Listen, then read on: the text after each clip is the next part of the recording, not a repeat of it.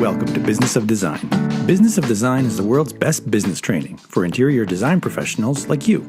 The Business of Design podcast offers immediate, actionable strategies and a glimpse into some of the many field-tested, proven systems you can implement to transform your business and your life. After the show, head to businessofdesign.com and get started with the BOD 15-step project management strategy and 6 foundational programs. Together, they deliver the systems, procedures, and strategies you need to run a successful, highly profitable design business. There's no theory here. The complete BOD business model is yours through Business of Design membership. Business of Design. There's only one. And now, your BOD Advocate-in-Chief, Kimberley Seldon. Well, hello, you fabulous interior design professional. Welcome to Business of Design, episode 311, The Right Vendor with Daniel House Club. Oh, we're going to talk about the right vendor, all right, in different categories. But we're also going to talk about how you are called on as an interior design professional to direct your clients' spending. What should they splurge on? Where should they pull back? What's going to make the biggest difference in the room? And what can you compromise on? So it's a good conversation. And boy, oh boy, the timing is right for this conversation. I just got back from Las Vegas Market and KBIS, had the most amazing time. And I just want to say thank you to so many of you who came up and said hello. I couldn't help but remember those early days of Business of Design where I would go to an event like that and no one knew who we were and we never knew anyone in the room. And now, fast forward, so many people came up to say hello. Maybe you've been a long time member and I just haven't seen your face in a while. Maybe you've never been a member. You just listened to the podcast. And so we gave you a little push to come on and get with the real program. But it was so good to see everyone's face. And that's a joyful part of what we do, right?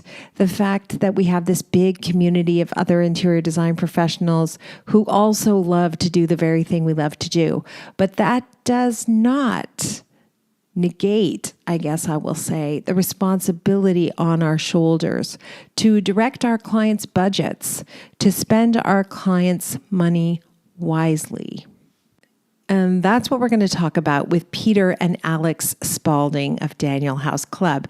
Yeah, they share a last name. They've been business partners for the last 7 years, but before that, they were brothers. So they know each other pretty well, and they bring to the table a varied set of traits. Peter is the right brain, Alex is the left, and thanks to an awesome team at Daniel House Club, they now help thousands of designers in US and Canada with procurement for projects. I'm really glad to have them back on the show, and I'm really glad you're here. And now I'm going to be super happy to see Cheryl Horn's face. Hey, Cheryl, we missed you in Las Vegas. Oh, I know. I would have loved to have been there. It was awesome to get to see people at IDS, though. Toronto, that one I made it out to. Yeah, I guess bottom line, just being together face to face is so much more fun. I think we're all a little Zoom fatigued. Yeah, well, and you've gone to from event to event to event. So a couple of quieter weeks, I guess, for you before you're at it again. Back to virtual, we've got BOD Live coming up on February 22nd, and we're going to be talking about vendors and asking our members to sort of share who they love and what they buy from them. That, of course, is all coming out of this conversation we're having with Daniel House Club, because I realized it is one of the things when we get together live with BOD members at the retreat, at the BOD Elite Retreat, or at conferences. It's one of the things that comes up. Hey, you, where do you buy a great middle of the road sofa? Who's a manufacturer who makes the most comfortable swivel chairs? What's the best lighting fixture? So I think that'll be a really good conversation. And we're looking for everybody who shows up to tell us some of your favorite vendors. And for those of you who are not yet in the habit of buying wholesale, maybe we'll have a conversation about how that can impact profitability and why it's an important element of your buying procurement package that you deliver to clients.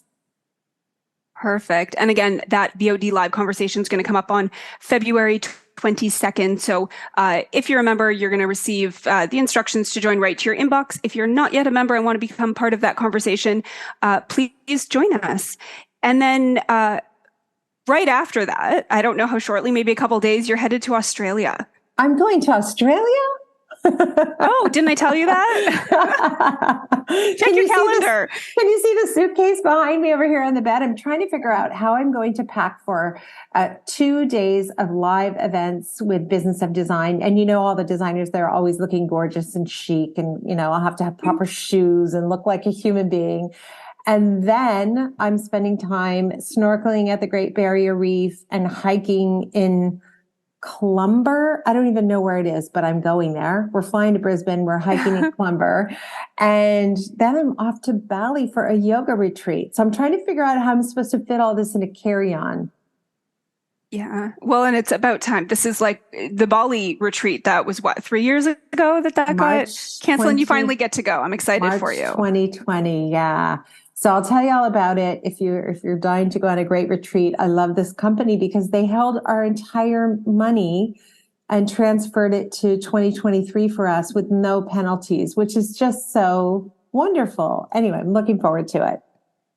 Yeah, that's exciting. So if you're going to join us for the BOD seminars, the BOD 15 that's happening, that's March 6th and 7th. Registration is still open, but space is limited. So make sure you sign up for that. We'd love to see you. It's going to be exciting for you guys to do BOD 15 live. Yes. It's been a little while, sort of boot camp version. Exactly. And you said, if you're going to join us, and I'm thinking like, what do you mean if? Come on out. I'm going all the way to Sydney. It's a long flight and I'm so keen to be there and wrap my arms around Jody Carter and some of our other BOD members. Genevieve Wild is going to be there. Mary Lou Sobel is going to be there. I mean, there's just too many to name, but looking forward to it. Come on out, get yourself a new tribe and be part of the Business of Design success stories that are happening all over the world. I'm really, really excited about being in Sydney again.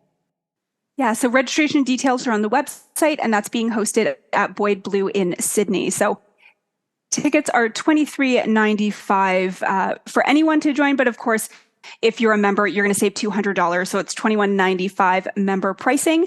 That is for 2 very full, intense days of learning.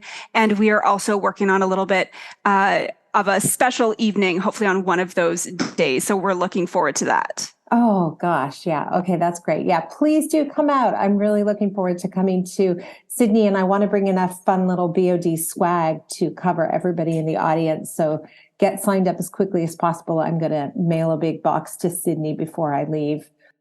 And then, of course, you're headed to High Point in April. That one's a little further off, but we're excited to be going back to High Point as well. You'll be speaking on April 24th. Yes. We're talking about, what are we talking about? Payday. Payday. You should get one. You should have one. You should be enjoying that.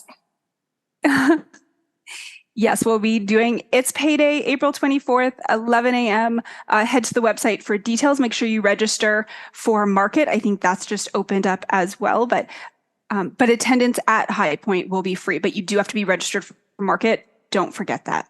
Right. That's right. And come to think of it, I actually do need to get a flight and get a hotel room because sometimes that's a big deal, figuring out where to stay in High Point. Yeah, it's a busy place. That week it just booms.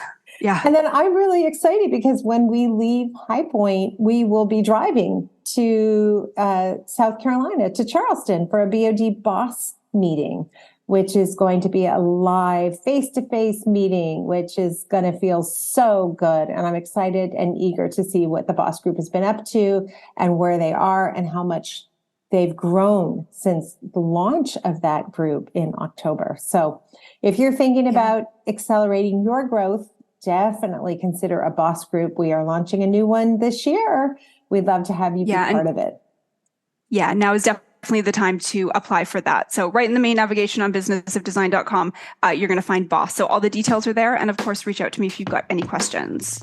Of course. And thank you so much, Cheryl. Thanks. Talk to you soon. All right, those of you who remember Alex and Peter from previous episodes, you're wondering why on earth would they be back so soon after the last one? Well, it's because we've become such good friends, and you guys just came to Toronto for IDS, and you went to one of my favorite restaurants, Aloe. How was it? It was just terrible. No, it was amazing. It was really good. If you're in Toronto, check it out. Apparently, Kimberly's friend used to work there. She doesn't anymore. But yes. It's small, intimate, really good. They have a wine pairing menu. The wine was excellent. The food was excellent. Very hard to get a table, and it's a Michelin-starred restaurant now. Toronto finally got its Michelin stars like 109 years later. They just gave out 40 of them or something. So I don't even know if that's a thing anymore. But I do know that Daniel House Club is a thing, and you guys are doing great. Business is good, and designers are finding you and exploring all you have to offer.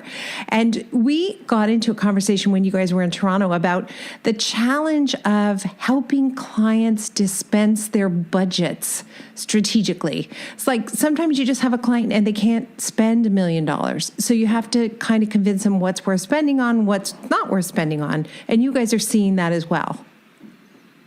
Yeah, I mean, I think we saw it all the time when we ran our own design firm.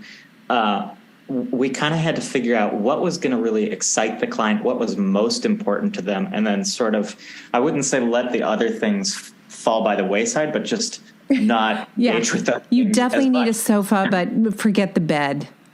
Yeah, no one needs a bed anymore. No, that's an old idea. What I mean is, I think invariably people, their lives are most impacted by the actual space. So if you have a small budget and the space isn't working, for me, that's what I always needed to do first, as opposed to specify the nicest plumbing fixtures on the planet.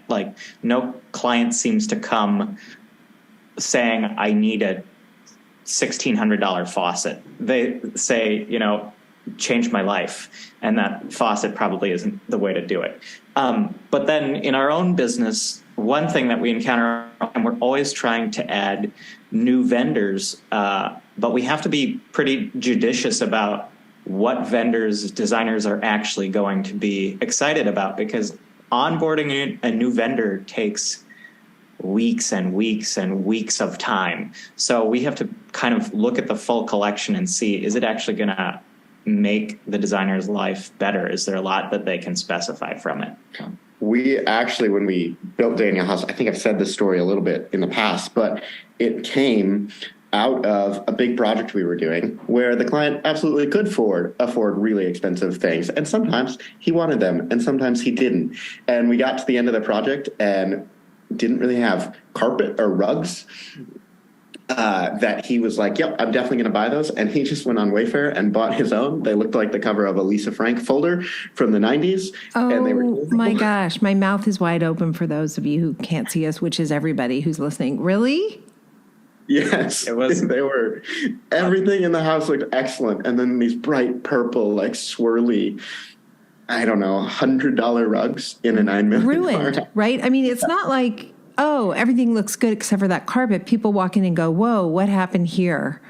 Yeah, totally. So we were really mindful, picking the vendors when we first started out and still are, is we need high-low. We need the ability. We wanted at that point, if we had just I don't care if it's cheap, but it could have been better. And if I had a link, I could just send to him and buy these. He would have been happier. And everybody would have been happier, because purple swirls is never what you should pick for a rug.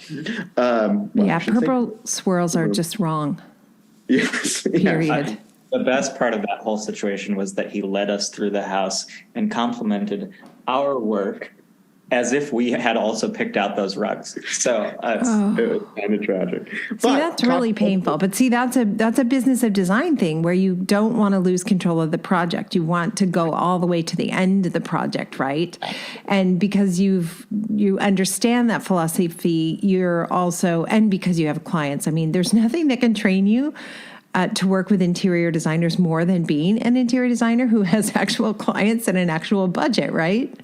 Yeah. Yes, 100%. So we still do really consider events like that, budgets like that when we're adding vendors. So we have, we just added Theodore Alexander, which has excellent pieces, but a client, even a wealthy one's probably not going to put them in their basement. So we have Sunpan and Nuvo, which offer, excellent things as well, but a little bit more affordable and a wide variety to fit all sorts of project needs, or even rooms that have different budgets from, floor to floor. We've never done this on the podcast before, but this is an interesting thought. Is there a hierarchy of products or suppliers in terms of from low to high? Can you tell us what those are? Because we do sometimes get members who say, I'm looking for middle of the road. I need, a sofa that's middle of the road. And I kind of struggle to figure out what that might be. Yeah, I think that in itself means different things to different people too. You meet a client who thinks that $6,000 for a sofa is outlandish, and then you meet a client who thinks that's a low end sofa. So I would say. Well, let's put it this way then. Who are your vendors because I know, for example, Sunpan, we've worked with Sunpan before. Who are the vendors that are really an entry point, great value that can help you stretch your budget? Let's put it that way. Eurostyle is like the best budget stretching, I think. They do fairly nice reproductions and their own takes on a good range of mid-century furniture, and they're nice. They're good looking. They're well constructed, and I wouldn't go to them for something that you're going to be sitting on all the time. But they're a good filler option and very affordable. I keep trying to make sure Eurostyle doesn't learn that, because their prices are really good and they actually make surprisingly nice things. Yeah. So I'm very surprised. The other one I would say, and it's more expensive, but it's than Eurostyle, but it's still really good, is Nuvo. They're Canadian. I actually think their manufacturing is next door to Sunpan, just outside of Toronto. Their sofas are really comfortable. They're not very expensive. I think they're usually in the $2,000 to $4,000 range. And they're usually kind of fun colors, and, they're not stale. Yeah, they have a very workable palette. And it's easy to specify their stuff. And no purple swirls. So that's good. I like that. Who then, on the opposite side of the spectrum, where would you say are some of the bigger ticket suppliers, those suppliers you might go to if you're looking for an item that's going to be a splurge? Well, like I was saying, onboarding a vendor takes tons and tons and tons of time, so we have to be pretty smart about who we try to add. We're currently working on adding Thercogan, which is just, absolutely beautifully produced. They would be a go-to, and they do you have working on a sort of contemporary or modern style of project, although I think their pieces are variable enough that you can drop them in a variety of styles. And those are, running more like $20,000-$30,000 if you're putting together a sectional. Theodore Alexander is the other one that we rely on a lot. We do a lot of work with Bunny Williams, and she makes beautiful upholstery. And there's, with those level, you get so much more ability to specify an almost entirely custom piece if you want. And all three of those are pretty good at somewhat automating that process, so it doesn't really bog you down and create more hours of work for the designer to get that specified. We also, on the lighting side, we do have Hudson Lighting, and I'm not going to say the name of a vendor we're working on adding, but it is something that people would be very, very excited about, and it is pretty high end. I don't want to overpromise right now because it's been a bumpy road, but I think we will have almost certainly the vendor you're thinking of in lighting available in about 2 months. That's exciting. I love that. And then what would you say are some good, like, middle of the road? And again, like, you make such a good point that this is all relative to what your level of comfort is, what your client's level of comfort is. But in terms of your vendors, because a lot of people who are starting out or don't have relationships with these vendors really don't even know where to start when they're sourcing for a project. So who are those good, like, you can really rely on these? There's going to be some great value items, and then there's going to be some splurges, but these tend to be in the middle of the pack. I think for designers, kind of the benchmark for middle of the road definitely goes above that sometimes, but is forehands. People love them. It's comfortable. It's usually pretty stylish, especially if you live in the South, where it's very stylish. After that, we've got some more modern things. So Menu is a Danish company, and they have really good middle of the road priced modern items. I will admit I have a Menu sofa. It is not comfortable, but it looks really nice. And we've sat on other pieces that are comfortable. So it's just like, you're not universally guaranteed that it's... I would definitely recommend them for case goods. But I just want to interject there. I have a client who insisted on a cloud sofa from RH, and it was leather. It was for his, like, man cave. I tried to talk him out of it. I said, none of my clients think these are ultimately very comfortable. Like, you can't sit up. It's great if you want to sleep, but I don't think it's going to work.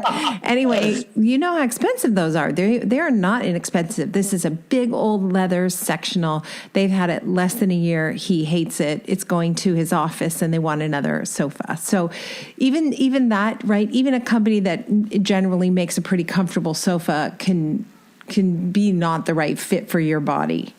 Yeah, yes, absolutely. Well, in your case, at least he's the one who was driving that and really wanted it. Well, I had to bite my tongue really hard. Actually, the meeting was this morning, because I actually told him he shouldn't buy it a couple of times pretty firmly. And I made a couple of recommendations, even a recommendation from RH.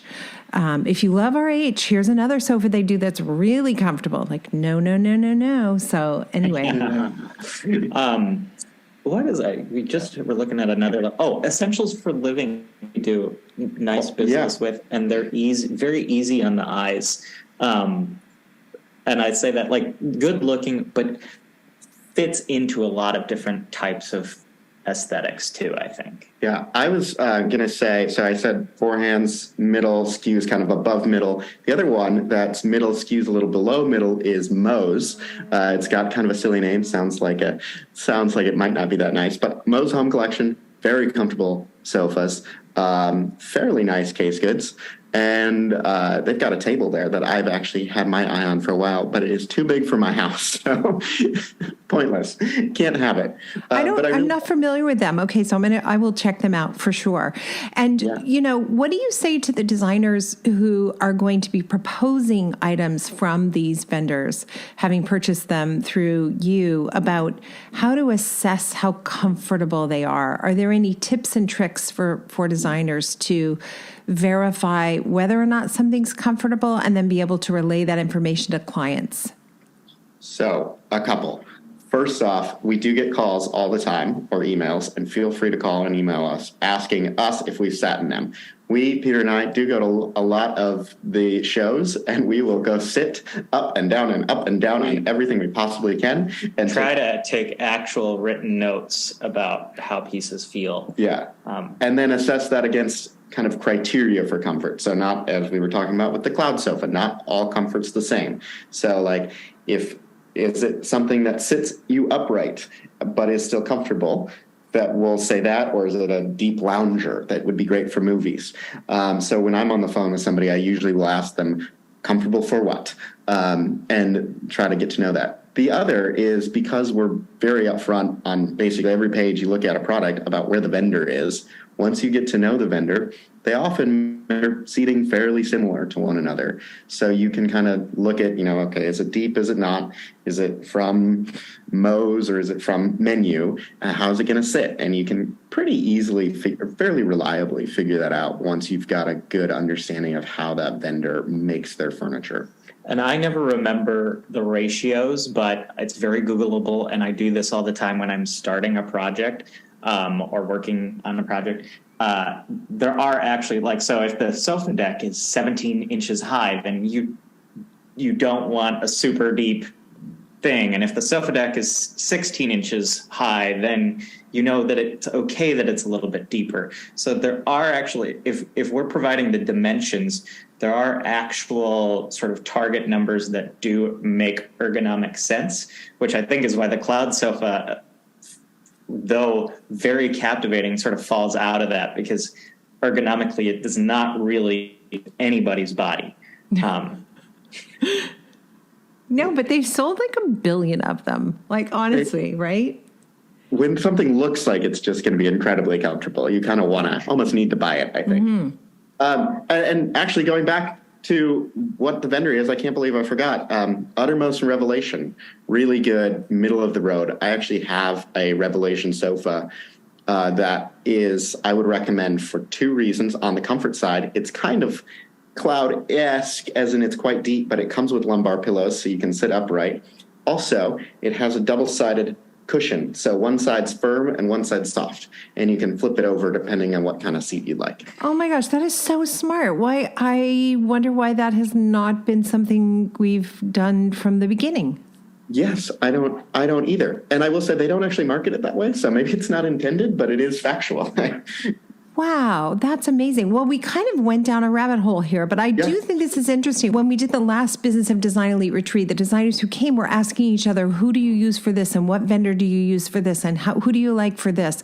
And I thought, wow, that's something we've never really explored. So that's good to know. So thank you for that. And then in terms of, so that's kind of the hierarchy of vendors. Here's some entry level in terms of value and pricing suppliers. Here's some of the splurges. Here's a good middle of the road.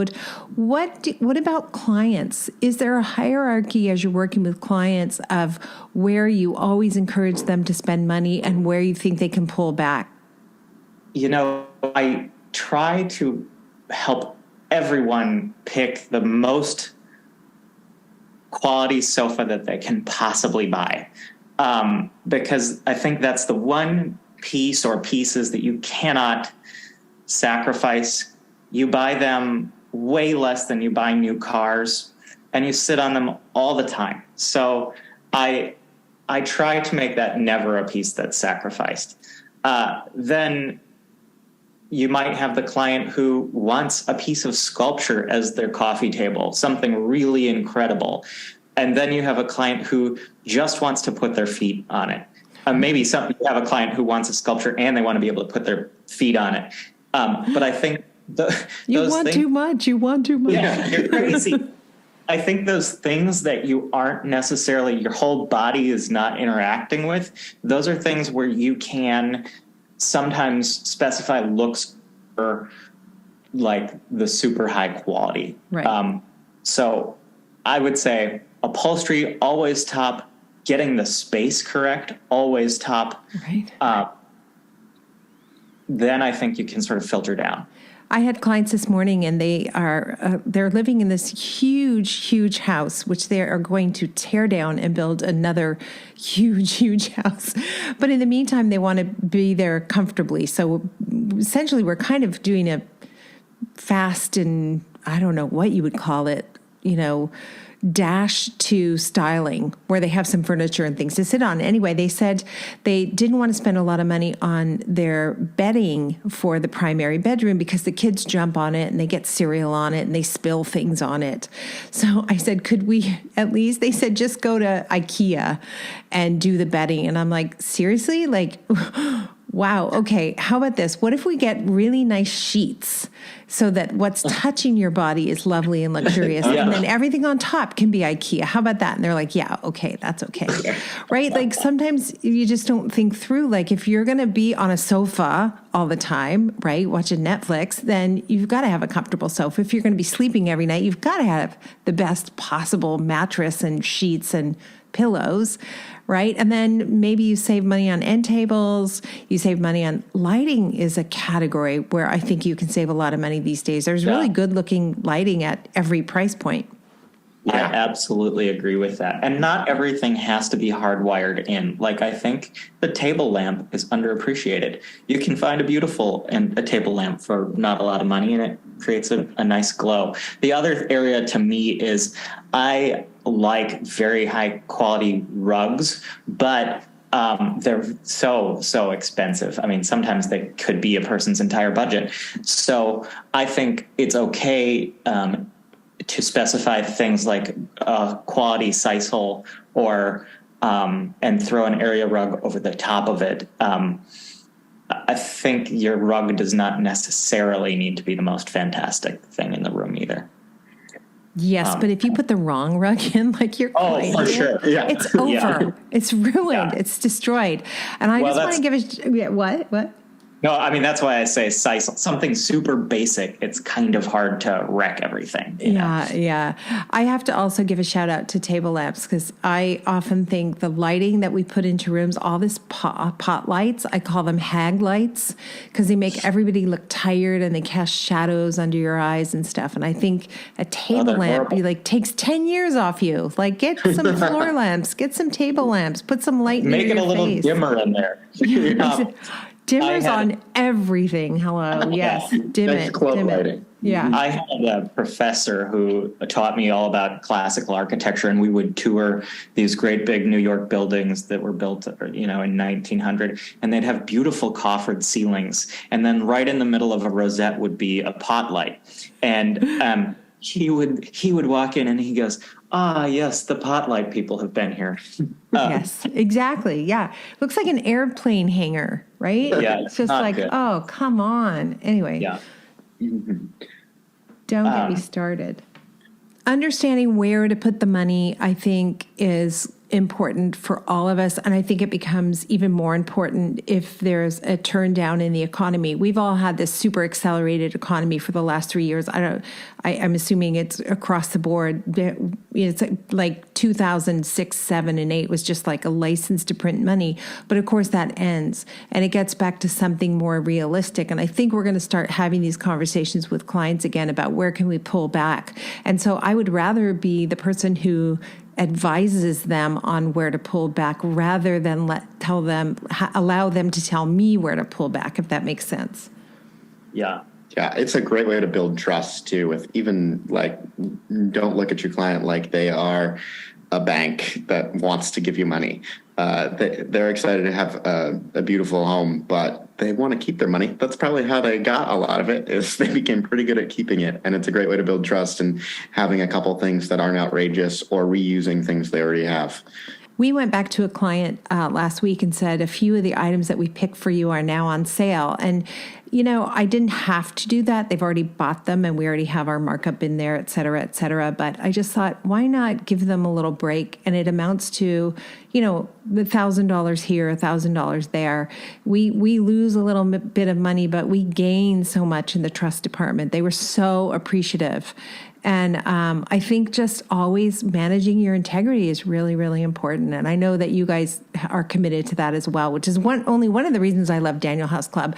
But tell me, what's new for you guys? What's the future looking like?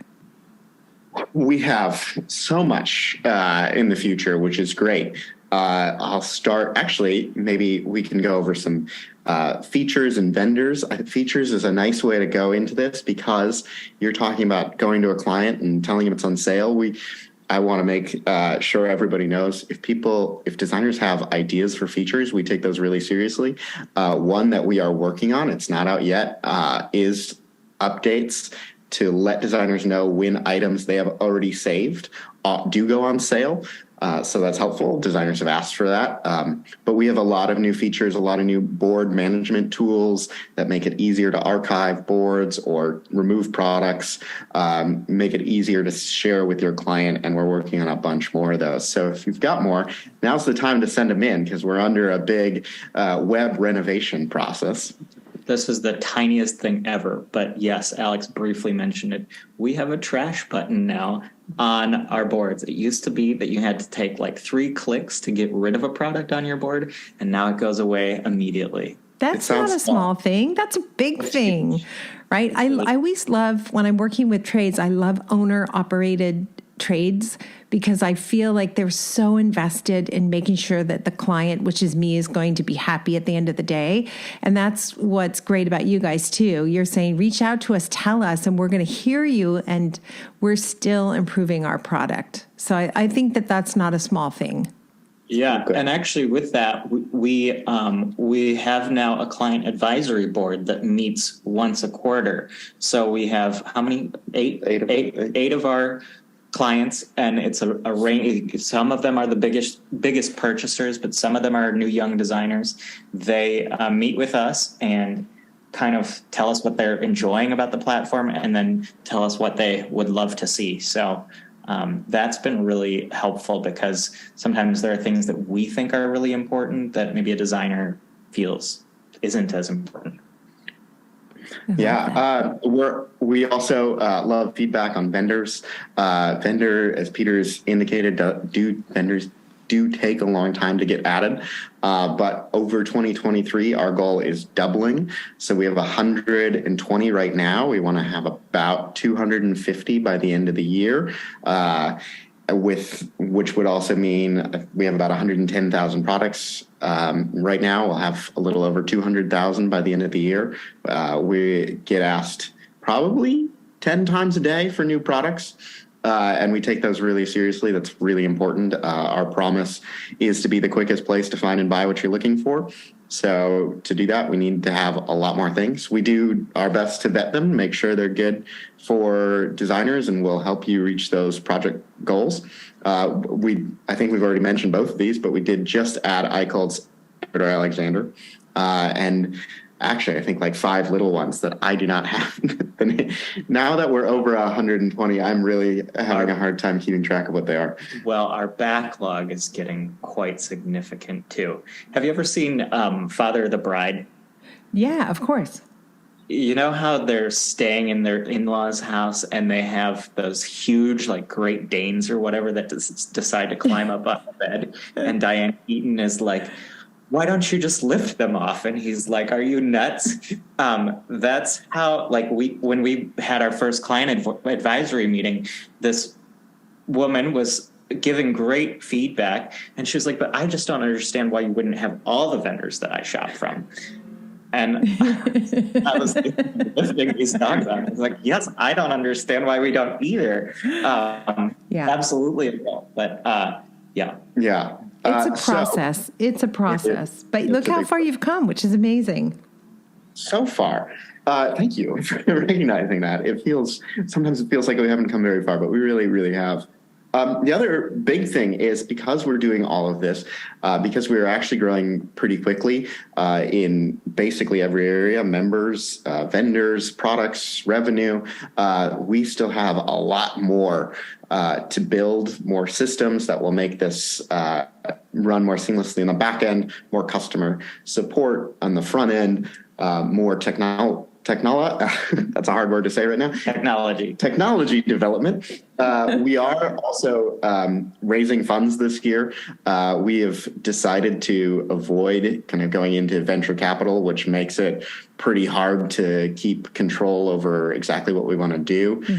Making sure we can stay designer focused. So we are doing a crowdfunding raise with our customers, with friends and family, with our vendors, which is going live and actually will be live by the time this podcast goes out. So February 3rd. And we're really excited about that, about designers having a chance to not only be able to pick up the phone to tell us what to do, but be part owners, so they can now demand that we do what they want us to do.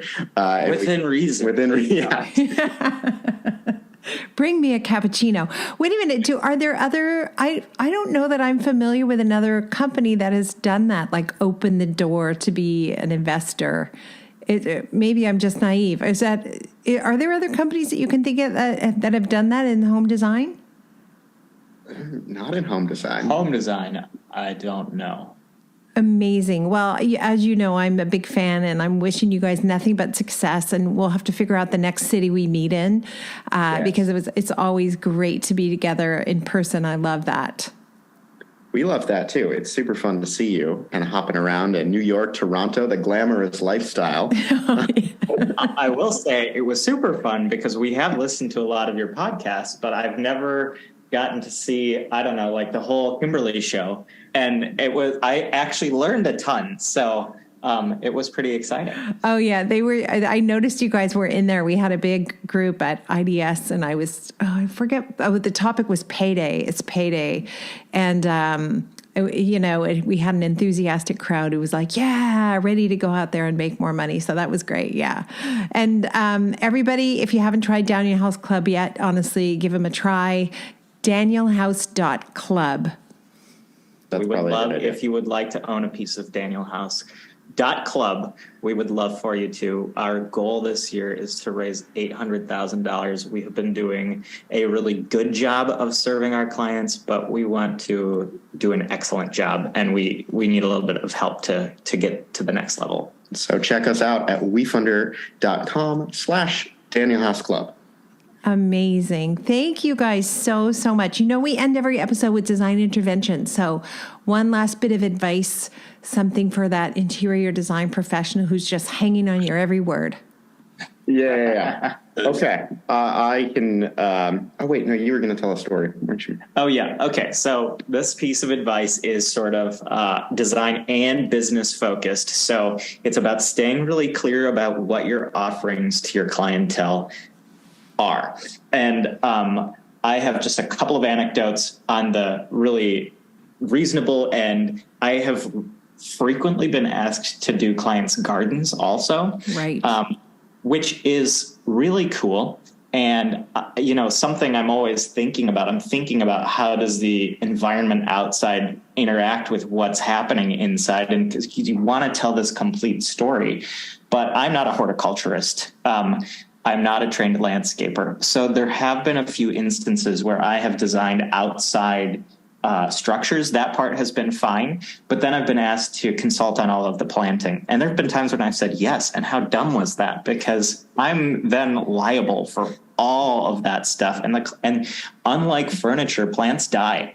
And so really a big mistake. So just staying focused and saying, you know what, we need another partner to serve you in that part of the project is probably the way to go there. That's it. Yeah, you should definitely have a landscaper on your A team for sure. But yeah, good for you. I totally know what you mean.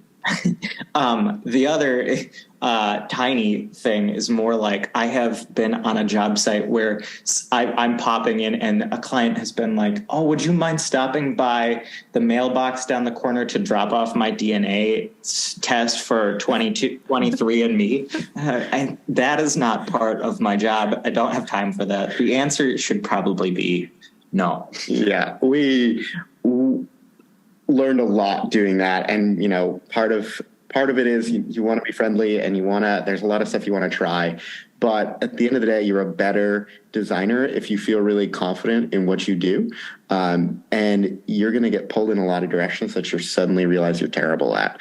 And that's going to make you question all the other things and you won't be as confident. So learning to say no to things, even when they might be interesting or even when they might pay really well, is really, really important. And we've taken that into our business and tried to make that really simple for both for our customers and for ourselves. Like a lot of VCs we've talked to, and part of the reason we decided not to go that route is because they were like constantly saying, oh, are you going to sell to consumers? Have you looked at the consumer market yet? Or what about this market? And we're like, no, that's not what we do.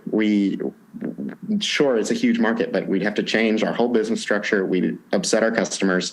We'd lose our credibility, and it just doesn't make sense. Say no can be, go ahead. No, it's also why we have the tiers that we have, the 30, 40, 50% off, because we want to be clear, like what we're doing is providing a designer a reasonable trade discount, and they know what it is. Mm-hmm. There's no kind of nebulousness to that. Yeah. And saying no and getting comfortable saying no can be really empowering. It can feel good. It can feel right. But it can be scary. So yeah, thank you for that pep talk. You guys, I am just really confident you are going to take Daniel House Club to the next level, and I'll be there. I'm looking forward to it. Great. Thank you, Kimberly. Yeah, it's really fun to get to know you over the last 18 months or year or so. And it's fun to be back on the podcast. Thanks for having us. And you're never going to Aloe without me again. That's just wrong. Oh, definitely. Yeah, you'll be there next time. Thanks for listening and supporting the BOD mission to improve the industry one design business at a time. If you're ready to implement an exact business model for running a streamlined, profitable business, field tested by thousands of design professionals around the world, head to businessofdesign.com and get started today. It's time to dramatically improve your business and transform your life.